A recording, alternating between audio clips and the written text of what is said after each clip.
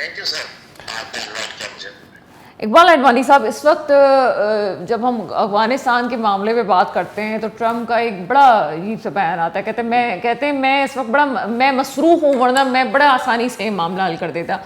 जो मामला उनको हल करना था, जंग बंदी की कोशिशें हो रही थी, हो भी गई, लेकिन उसके बावजूद इसराइल ने फिर हठधर्मी दिखाई और आज गज़ा में मुसलमानों को शहीद करने के जो वाक़यात सामने आ रहे हैं उसमें अब तक 91 लोग शहीद हो चुके हैं।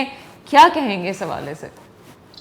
देखिए, जब अनाउंसमेंट हुई थी तब भी ये लोगों को जो समझ रखते थे उनको पता था ये इसी तरह होगा, जंग बंद हो जाएगी जब तक उसके कैदी जैसे रिलीज हो जाएंगे, उसके बाद उसने अटैक करना है। ये तो सबको पता था पहले से, इसमें तो कोई वो नहीं है। बस आप कहें कि आप बस उस चीज को एक्सेप्ट नहीं करें। इसकी वजूहत है, इसराइल जंग के बगैर रह नहीं सकता, और उसके और भी वजूहत है कि जो इनका प्राइम मिनिस्टर है नेतन्याहू, उसके साथ प्रॉब्लम ये है कि अगर अमन हो जाता है, जैसे ही अमन हो जाता है तो उसको कोर्ट के जरिए सजा हो जाएगी नेतन्याहू को, प्राइम मिनिस्टर को। तो कौन चाहेगा उसको सजा हो? तो उसको उसकी समझे लाइफ या उसको सजा से बचना है तो वो जंगे करता ही रहेगा। यहाँ बंद होगी तो किसी और मुस्लिम कंट्री पे अटैक करेगा, नहीं तो किसी और पे। तो अटैक तो उसने करना ही है, और ये जब से सॉफ्ट टारगेट यही है फिलहाल इसके पास, गजा। तो इसलिए अटैक हो रहे हैं। बाकी ट्रम्प आ जाए या कुछ भी आए, ये मतलब कुछ भी इनको कोई भी इसको रोक नहीं सकता इसराइल को। ये जंग होती रहेगी। ये मतलब इसका एक ही हल है कि हम मुस्लिम लोगों को, मुसलमानों को इसराइल से लड़ना ही पड़ेगा। जब तक हम लड़ के इनको शिकस्त नहीं देंगे ये प्रॉब्लम कभी सॉल्व होगी नहीं।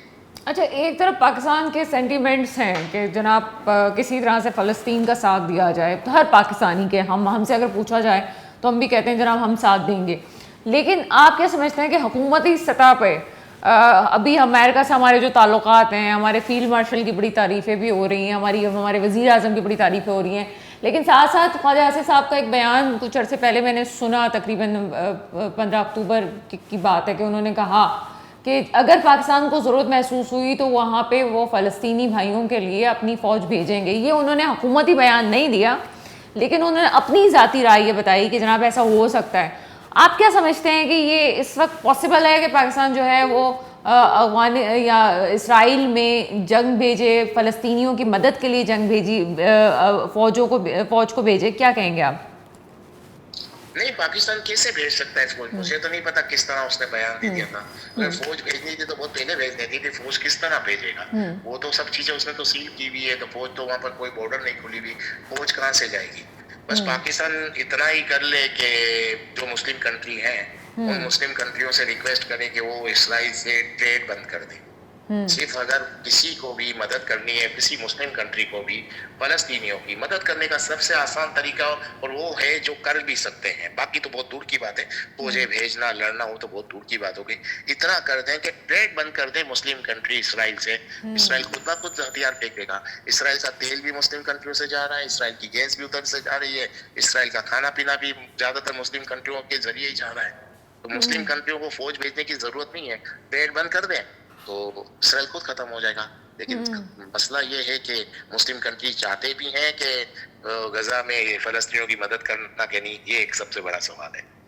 अच्छा, यानी कि आप समझते हैं कि अभी तक वो संजीदा रवैया नहीं आया कि उसको इसराइल को तनहा किया जाए? अभी तक मुस्लिम ममालिक ने वो स्टैंड नहीं लिया। बातें हो रही हैं लेकिन ग्राउंड रूट लेवल पे इस किस्म की कोई चीज़ें नहीं है। जो कर सकते हैं वो नहीं कर रहे, तो बाकी तो बातें ही है ना कि हम ये कर देंगे, हम पौधे भेज देंगे, वो तो बहुत दूर की बात है। जो हम कर सकते हैं हम वो नहीं कर रहे। तो आप इससे अंदाजा लगाएं कि फिर दूसरी चीजें जो पॉसिबल नहीं है, मुश्किल आज के हालात में, तो वो कहाँ से होंगी? अच्छा, फिर यहाँ पे जो आम लोकल पार्टीज़ हैं, मतलब ये पाकिस्तान की जो सियासी पार्टीज़ हैं, वो जब फ़लस्तीन के लिए मार्च निकालती हैं, आवाज़ उठाती हैं, वो कितना इफेक्टेड है? वो किस तरह से फ़लस्तीनी लोगों का साथ दे सकते हैं? कि यहाँ पे हम कराची में देखते हैं या पूरे पाकिस्तान में रैलीज़ निकलती हैं, सब कुछ है, वो आपको लगता है कि वो इफेक्टेड होगा? रैलीज निकलनी तो चाहिए, लेकिन वो इस तरह निकलनी चाहिए कि आपके मुल्क के लोग डिस्टर्ब नहीं हो। हमारे यहाँ रैलियां इस तरह निकालते हैं कि जो रोज का कमाने वाला है वो डिस्टर्ब हो जाता है। एक ऑटो चलाने वाला है उसका ऑटो जला दिया जाता है, जो हमारे यहाँ उमूमन होता है। किसी छोटी दुकान जला दी जाती, उसको भी इतना ही दुख है जितना हमको है। उसको भी फलस्तीन से इतनी मोहब्बत है जितनी हमको है, ये जो जुलूस जलसे निकाल रहे हैं। तो हम इसका ख्याल नहीं रखते। बाकी एक पुरअमन तरीके से एहतिजाज करना चाहिए, बड़े बड़े ग्राउंड हैं, ग्राउंड में करना चाहिए, मीडिया के जरिए हाईलाइट करना चाहिए, यहाँ तक सही है। सड़कें बंद कर दी, रोडें बंद कर दी, वैसे यहाँ काम नहीं है लोगों का, बेरोजगारी भरी हुई है। हम इनको तकलीफ में दे के अपने मुल्क के लोगों को, ये तरीका सही नहीं है। एहतिजाज होना चाहिए, उससे अब इंटरनेशनल लेवल पे एक आवाज उठती है, लेकिन इस तरह हो, कितने बड़े बड़े ग्राउंड है, वहां जाके हम लोग एहतिजाज करें, तकरीरें करें, जो भी हमको करना है, लेकिन हमारा सिटी मुल्क डिस्टर्ब नहीं होना चाहिए। बस इस हद तक करना चाहिए।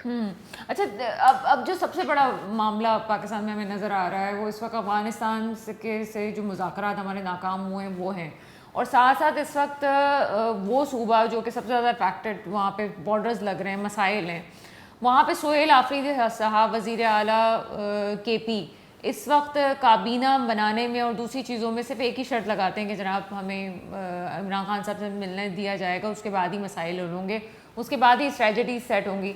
दोनों चीज़ें बड़ी लाजिम और मलजूम सी लगती हैं कि जब तक वहाँ की पॉलिटिकल पार्टी अपने आप को हुकूमत संभालने के काबिल नहीं बना देती, तब तक चीज़ें आगे कैसे बढ़ सकती हैं। पहले तो KP की गवर्नमेंट पे आपका तजिया मैं चाहूँगी कि क्या आपको लगता है कि उनकी स्ट्रेटजी ठीक है, अभी ठीक है, पहले इमरान खान साहब से मुलाकात हो, बाकी मामला बाद में लेके जाएंगे?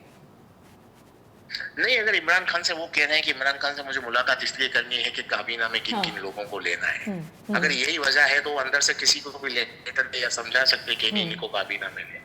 ये जो है बस नीचा दिखाना है कि बस हम अपनी बात मनवानी है, तो इस तरह गवर्नमेंट कर नहीं पाएंगे।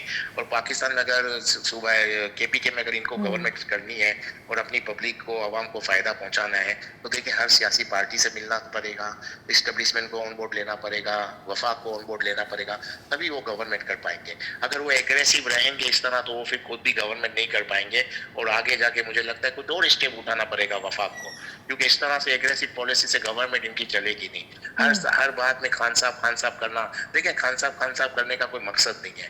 आपको काबीना भी बनानी पड़ेगी, आपको वर्किंग भी करनी पड़ेगी, नहीं तो कुछ अरसे बाद आपसे आवाम खुद खफा हो जाएगी, और बाद में वफाक को आप मौका देंगे कि कोई ऐसा एक्शन ले ले जो अच्छा नहीं है।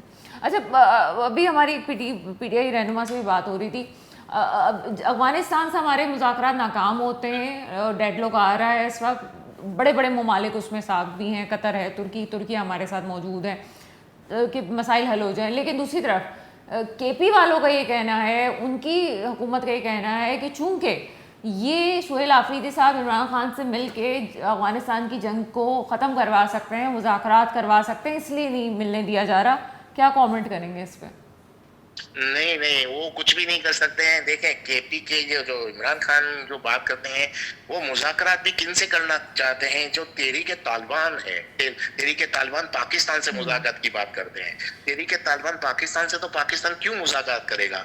वो तो एक्सेप्टेबल ही नहीं है किसी को।